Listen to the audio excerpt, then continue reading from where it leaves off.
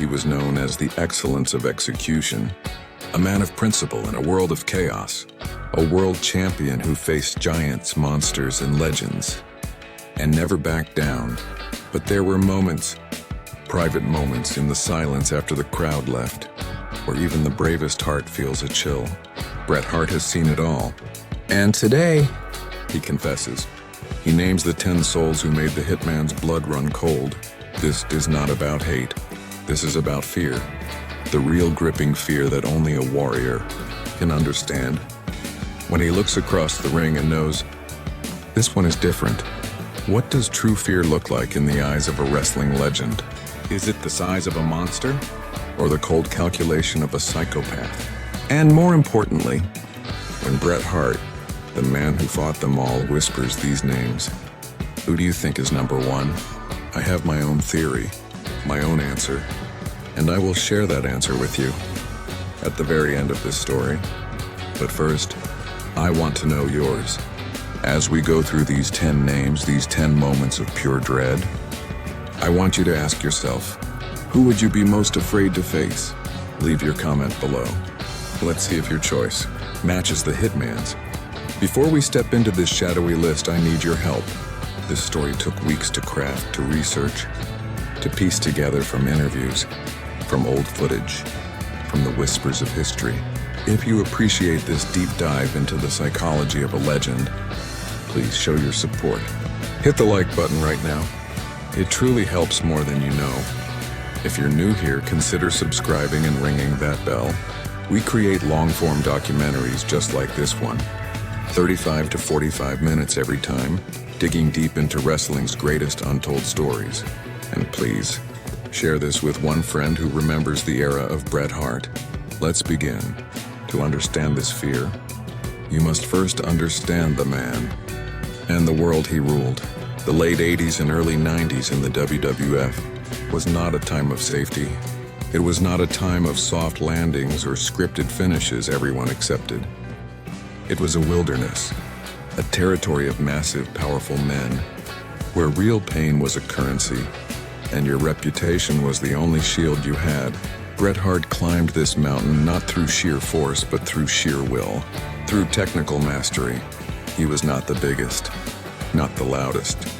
He was simply the best, the Hitman, the champion who carried the company on his back. During some of its most turbulent years, he fought for family honor, for respect. He entered every match with a target on his back and a target on his heart. This was an era where backstage politics were a knife fight, where career-ending injuries happened in a blink, where you could trust very few people. Bret lived by a code, and in that world, a man with a code is always watching his back. He is always assessing threat, not just for a storyline, but for his livelihood, for his ability to walk when he was 50. So when Bret Hart says he feared someone, he doesn't mean he was scared of losing a match.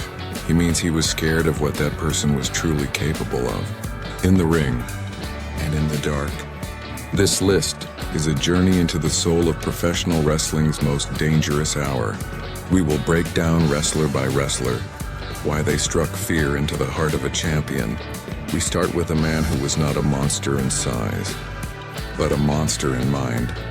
Number 1, The Undertaker. The first name on this shadowy path is a dead man, The Undertaker. In an era of cartoon characters, he was not a gimmick. He was a presence. When the lights went out and that bell tolled, a silence fell over the crowd that wasn't excitement. It was dread. For Bret, facing The Undertaker wasn't about athletic competition. It was about stepping into a supernatural nightmare. You weren't wrestling a man. You were wrestling a myth, and myths are hard to kill. Early career and struggles. But even myths have humble beginnings. Before the darkness, he was mean, marked, callous. A talented big man lost in a crowded roster. He was just another prospect.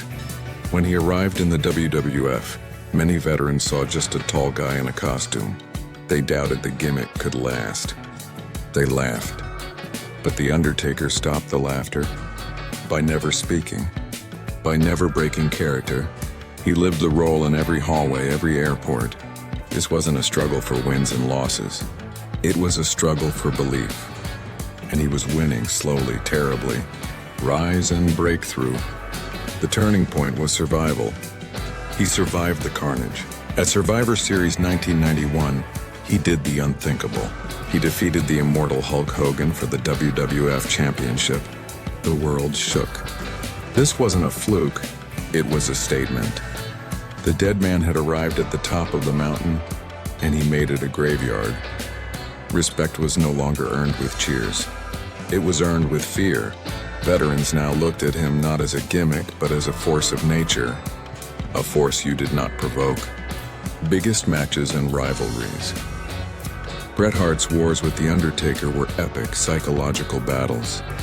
Their match at SummerSlam 1997 was a masterclass in tension.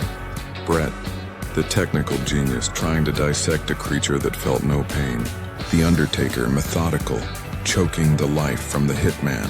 It was a chess match between two masters of their craft. But the fear wasn't about losing the match. It was the atmosphere. It was The Undertaker's ability to make the world believe he was something other.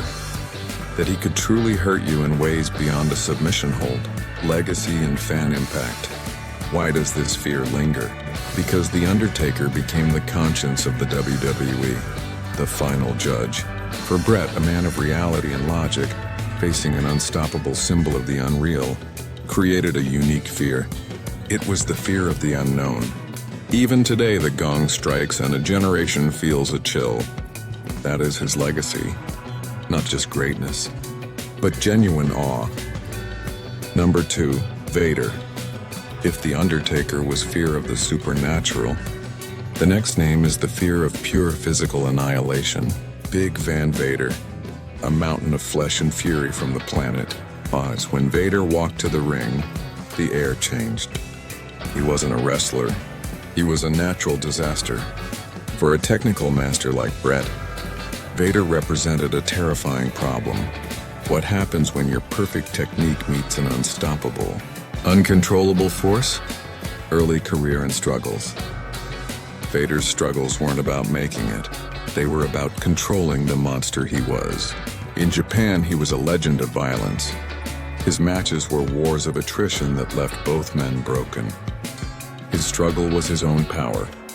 He injured men. He ended careers. There was a constant shadow over him. Was he too dangerous? Could he be trusted in the ring? This reputation followed him like a storm cloud. It wasn't a weakness. It was a warning label. Rise and breakthrough. His breakthrough in the US was sheer intimidation. He didn't win fans. He traumatized them. His match where he seemingly crushed Sting's eye sent shockwaves. This was real. This was visceral. Vader didn't play a monster. He was the monster. For the WWF roster, his arrival was met with silent trepidation. Veterans told rookies, "Do not make him angry. You will not come back." Biggest matches and rivalries.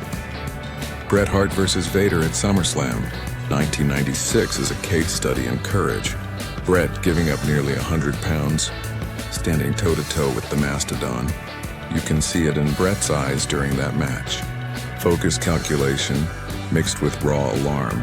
Every Vader powerbomb was a potential career ender. Every forearm felt like a car crash. Bret's fear was rational, physical. One mistake, one mistimed move, and his neck could be broken. It was wrestling a bear. A very, very angry bear. Legacy and fan impact. Narrator. Fans remember Vader as the ultimate final boss. A man whose matches you watched through your fingers.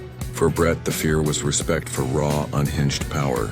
It was the fear that today might be the day you get seriously, permanently hurt. Vader was that fear given human form. Number 3, SID Vicious. The third name is perhaps the most unsettling, because this fear didn't come from supernatural aura, or even controlled power. It came from unpredictability. Sid Justice.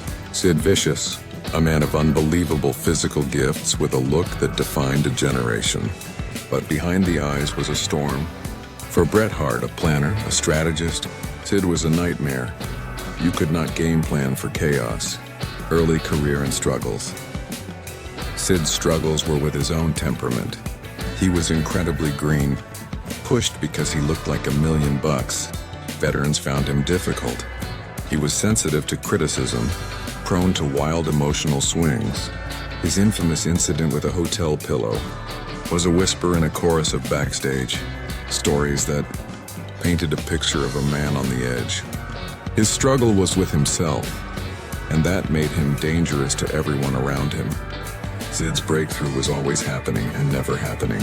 He would be pushed to the moon, then vanish. He main evented WrestleMania. He was the top heel, but it never felt stable. His rise was like watching a lit fuse. You knew it would lead to an explosion. You just didn't know when or who it would hurt. That uncertainty and bred fear, biggest matches and rivalries. Bret never had a major long rivalry with Sid, and that might be the point. The fear was backstage. It was in the locker room. It was the knowledge that Sid was immensely strong, but not in full control of that strength. His power bomb was terrifying because it was erratic. For a technician like Bret, whose body was his temple, the idea of being in the ring with an unpredictable powerhouse like Sid was a terrifying gamble. One wrong move from Sid could mean the end. Legacy and fan impact. Narrator: Sid's legacy is what if. What if he had the mind to match the body? For fans, he's a cult figure. For the wrestlers of that era, like Bret, he is remembered with a nervous caution, the fear of the unknown variable, the fear of the man who might not know his own strength. Continuing the list.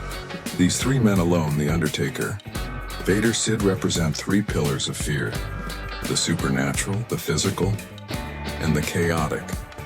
But Bret Hart's list goes deeper, into the realm of personal demons and into the heart of his own family. Number 4, Owen Hart. The fourth name is the deepest cut, the most personal fear: his own brother, Owen Hart. For Bret, this was not a fear of physical harm. It was a fear of emotional destruction. The boy he helped raise, the brother he trained, the one person who was supposed to be at his side no matter what. When Owen turned on him, it shattered a world built on family trust. The fear was in the eyes of someone who knew you better than anyone, and now wanted to destroy you. Early career and struggles. Owen's struggle was a shadow, living in the shadow of his famous brother. Being Bret Hart's little brother, he was incredibly talented, perhaps even more technically sound than Bret in some ways. But he was seen as a sidekick, a joke, the rocket who never got the push. This frustration ate at him. He felt overlooked, disrespected. His struggle was for an identity, and that desperate need to prove himself, to prove he was better than Bret, would turn into a dangerous obsession. Rise and breakthrough. His breakthrough was betrayal. At the 1994 Royal Rumble, he cost Bret the WWF Championship. In that moment, Owen wasn't a little brother anymore. He was the most dangerous kind of opponent, a motivated genius. He proved it by beating Bret clean at WrestleMania X. That wasn't a fluke. That was a statement. Owen had arrived, and he did it by climbing over the heart of his brother. The respect he earned was cold, and it was real. He was now a main event player forged in family war. Biggest matches and rivalries. Their rivalry is one of the greatest in history because it was real. Every match was layered with history, with pain. The steel cage match at SummerSlam 1994. You can feel the desperation. Bret wasn't just fighting to win. He was fighting to save his family, to somehow fix what was broken. Owen was fighting to prove he never needed saving. The fear for Bret was in every move. Could he really hurt his little brother? Could he end this? Or would this war tear their family apart forever? Legacy and fan impact. Narrator: Owen's legacy is tragedy and brilliance. For fans, he is the underdog who became a legend. For Bret, the fear was eternal. It was the fear of losing a brother, not to injury, but to bitterness. It was a psychological fear that cut deeper than any blade. The man in the mirror was now his greatest nightmare. Number 5, Shawn Michaels. The fifth name represents a different battlefield. Not the ring, but the mind, the politics, the heart of the business itself. Shawn Michaels, the Heartbreak Kid. For Bret Hart, a man of tradition and code, Shawn was the new age. He was ego, talent, and ruthless ambition wrapped in one. The fear wasn't of his athleticism, it was of his influence. His ability to change the rules of the game when you weren't looking. Early career and struggles. Shawn's struggle was against being seen as just a pretty boy. A tag team specialist. He was smaller, he was flashy. Veterans doubted his toughness. His struggle was to be taken seriously as a main event player. But he fought with a different weapon, connection.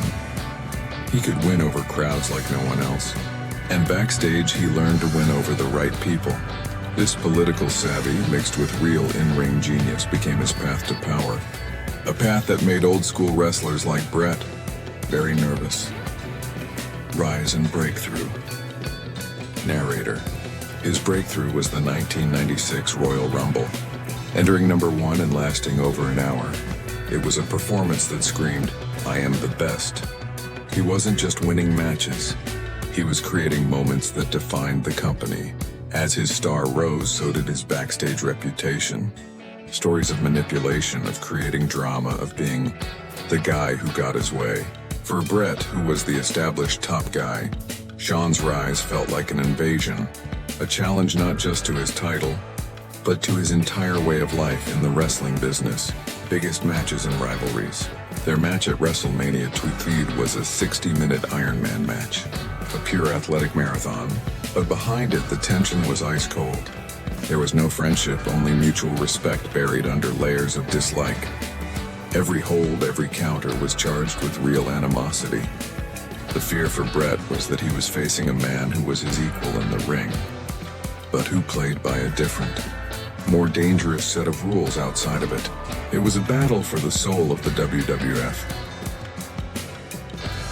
Legacy and fan impact. Shawn's legacy is as the greatest in-ring performer of all time. But for Bret in the 90s, he was the symbol of a changing guard. The fear was of obsolescence, of being outmaneuvered and replaced by a more flashy, more politically connected superstar. It was a fear for his spot, for his legacy, and for the very principles he fought for. Number 6, Steve Austin.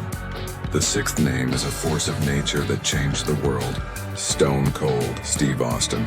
For Bret Hart, the technical master, Austin was the blueprint of the future. A brawler, an anti-hero, a man who fought with pure, unadulterated rage. The fear here was not personal.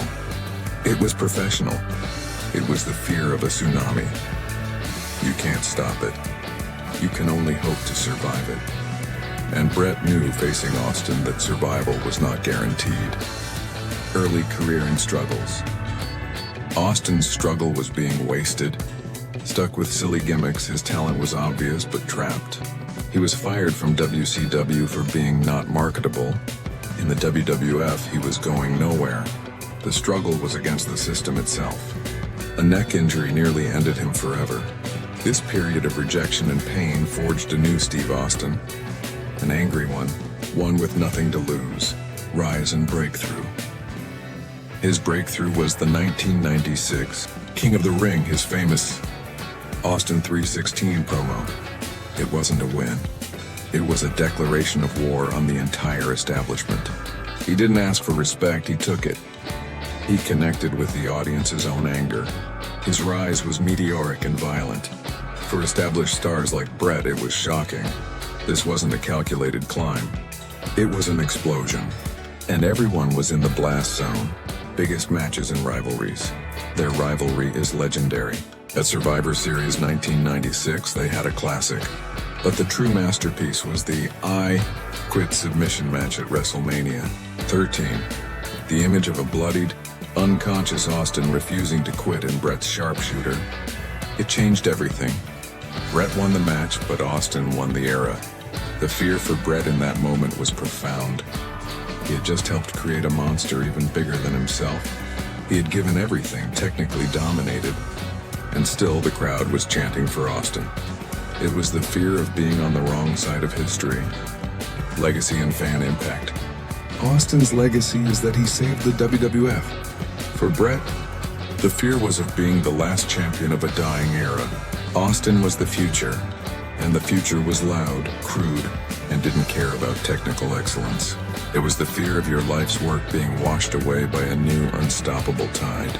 Number 7, the Ultimate Warrior. The 7th name is pure, unfiltered chaos. The Ultimate Warrior, where Undertaker was a controlled supernatural force, Warrior was an unpredictable cosmic explosion. For a logical technician like Bret, Warrior was an impossible puzzle. How do you wrestle a hurricane? How do you apply logic to a man who operated on pure adrenaline and belief? The fear was of the illogical. The fear of a man who could no-sell your best shot and end you in 3 moves. Early career and struggles. Warrior's struggle was being taken seriously as a wrestler. His style was bizarre, his promos were confusing. Veterans hated working with him. They said he was unsafe, that he didn't know how to structure a match. His struggle was against the very craft Bret held sacred, but he had one thing no one could teach: an electric, undeniable connection with the crowd. They didn't care about technique. They cared about the feeling. This made him powerful and, to many, dangerously uncontrollable. Rise and breakthrough. His breakthrough was beating Hulk Hogan at WrestleMania. VA.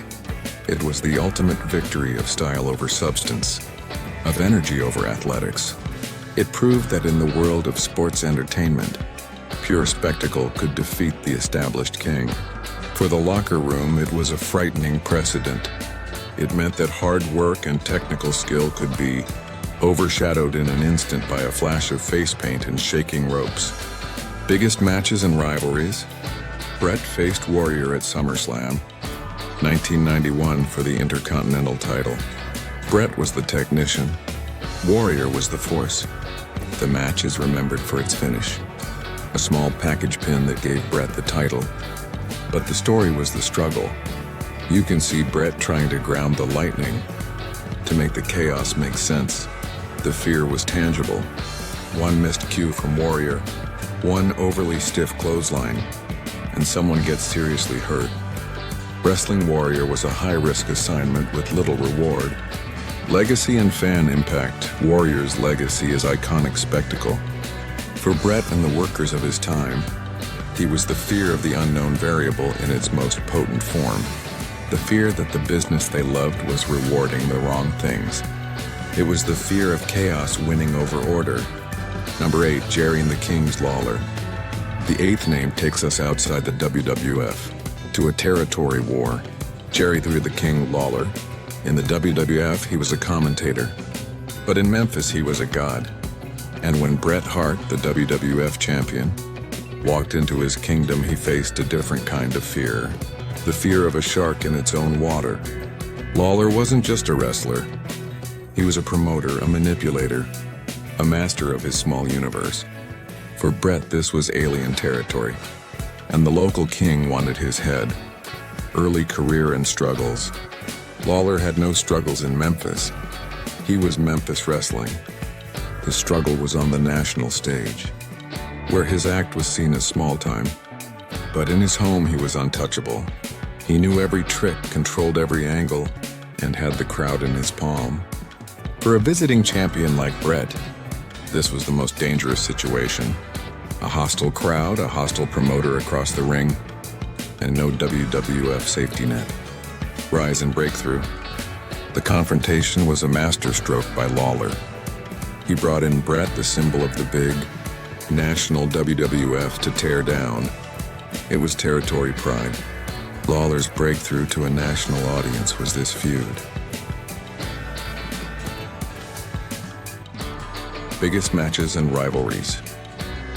Their Kiss My Foot match at King of the Ring, 1995, was the payoff. It was humiliating, crude, and deeply personal. The fear for Bret throughout this feud wasn't physical but reputational. Lawler was a genius at making you look foolish. In the chaos of a Memphis brawl or a silly stipulation, Bret's champion's aura could be stripped away. He had to fight on Lawler's terms in Lawler's world. And that is a terrifying disadvantage for any visiting star. Legacy and fan impact. Lawler's legacy is as the greatest territorial heel of all time. For Bret, the fear was of being taken out of his element and embarrassed on a stage he couldn't control. It was the fear of the master manipulator in his own castle. Number 9. Goldberg. The ninth name is a phenomenon that arrived too late for Bret in his prime, but right on time to end his career. Goldberg. In WCW, he was not a man. He was a wrecking ball with a winning streak. For an aging, technically brilliant, but physically worn-down Bret Hart, Goldberg represented the ultimate fear, the careless power of the new generation, a generation that didn't know how to protect you. Early career and struggles. Goldberg had no traditional struggles. He was an experiment that worked beyond anyone's dreams. His struggle was his own inexperience. He was incredibly green, but his athleticism and look were so powerful it didn't matter. Veterans tried to teach him to slow him down, but he was a runaway train. His struggle was controlling the monster he had become, a monster built on spears and jackhammers, not on psychology and safety. Rise and breakthrough. His rise was the streak. On 73, no. It was a marketing miracle. He didn't have rivalries. He had victims. He crushed legends in minutes. For veterans coming to WCW like Bret, this was alarming. Here was a man pushed to the moon on pure destruction, with little regard for the art of the match or the health of his opponents. His breakthrough was a warning sign. Biggest matches and rivalries. Their match is infamous for the wrong reasons. At Starrcade 1999, a stiff, mistimed kick from Goldberg concussed Bret Hart, effectively ending his in-ring career. This was the fear realized. The fear of the uncontrollable powerhouse. The fear that one moment of careless enthusiasm from a less experienced, incredibly strong man could take everything away from you. It wasn't malice. It was negligence born of a different wrestling culture, and it ended a legend. Legacy and fan impact. Goldberg's legacy is as the most dominant force of the Monday Night Wars. For Bret, he is the living embodiment of a career-ending fear. The fear that after decades of mastering your craft, protecting yourself and others, it could all be undone in 1 second by a man who never learned how to pull his kick. Number 10. Hakushi. The 10th and final name is a curveball, a different kind of fear. Hakushi, in the cartoonish world of mid-90s WWF, he was an alien, a silent, painted, incredibly fast and stiff Japanese superstar. For Bret, this fear was the fear of the unknown style, a style based on martial arts, on strikes that looked and felt too real. It was the fear of a man whose entire approach to combat was foreign, unpredictable, and painfully legitimate. Early career and struggles. Hakushi's struggle was cultural. He was brought in as an exotic attraction. American audiences didn't know how to react to his silent, serious demeanor. He wasn't playing a character. He was presenting a different form of wrestling. He struggled to connect, but in the ring, he commanded respect through the sheer authenticity and danger of his offense. He was a real fighter in a world of entertainment. Rise and breakthrough.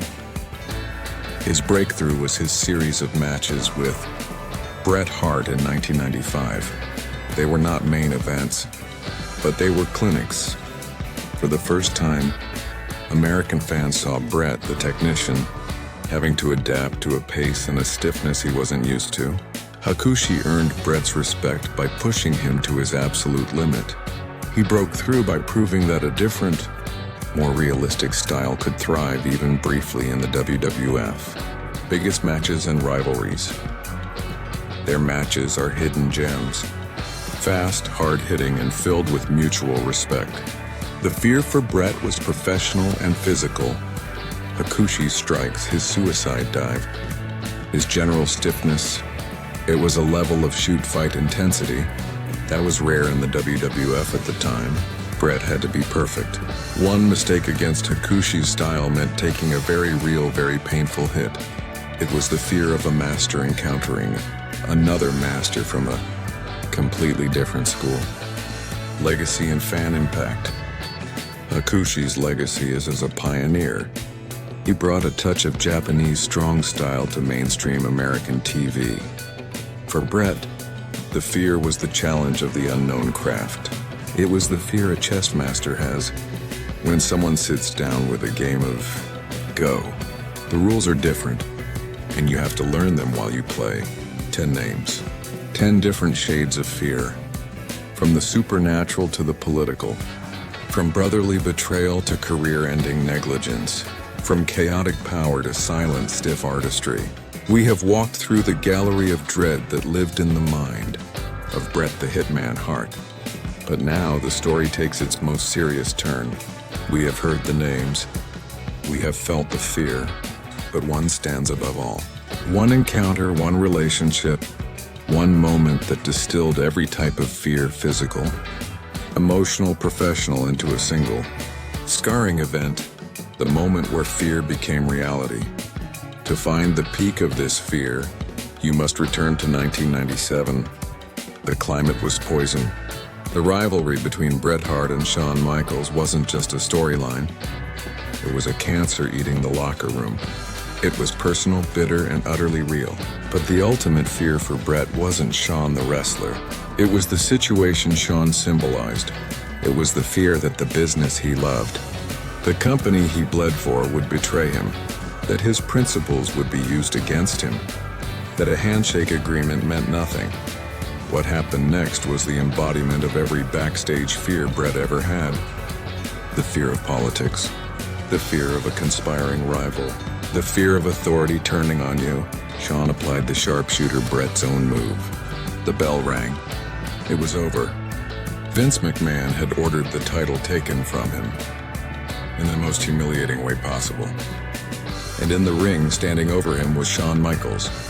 In that moment, Shawn was no longer just a wrestler. He was the willing instrument of Bret's destruction. The fear of the manipulative politician, the fear of the unethical rival, the fear of corporate betrayal all became one terrifying reality. The consequence was the death of trust. Bret left for WCW, a man spiritually broken. The business he knew was gone. The ultimate fear for a warrior like Bret Hart had come true. He was defeated not by a better man in a fair fight, but by a conspiracy he never saw coming. And the face of that conspiracy, in the ring at that second, was Shawn Michaels. That is the deepest fear. The fear that your entire world, your code, your legacy, can be stolen from you with a nod and a bell ring. So we end where we began, with the question, after walking through these 10 chambers of fear from Undertaker to Hakushi, who do you believe was the name that inspired the most fear in Bret the Hitman Hart? Was it the physical terror of Vader or Goldberg? The personal hell of Owen? The chaotic danger of Warrior or Sid? Or the ultimate betrayal represented by Shawn Michaels in Montreal? My answer remains Shawn Michaels. Because the fear of a broken body heals. The fear of a broken spirit lasts forever. Now I have a new question for you. Look at this list of 10. If you could add one more wrestler from Bret's era to this list of those he feared, who would it be and why? Let's discuss. Leave your detailed comment below. The most fascinating answers will be featured in our next documentary. You have just experienced a 100-minute journey into the heart of a legend's deepest anxieties. This is the kind of long-form emotional storytelling we are dedicated to. If this video meant something to you, please help us keep making them. First, that like button is your voice, use it. Second, subscribe and ring the bell. Our next deep dive is already in the works. The last conversation, what Owen Hart said backstage before the fall. You will not want to miss it. Third, share this. Post it, talk about it. Help us build a community that remembers and respects the true depth of this industry's history. Thank you for your time. Thank you for watching. For Bret, for Owen, for all of them. Until next time.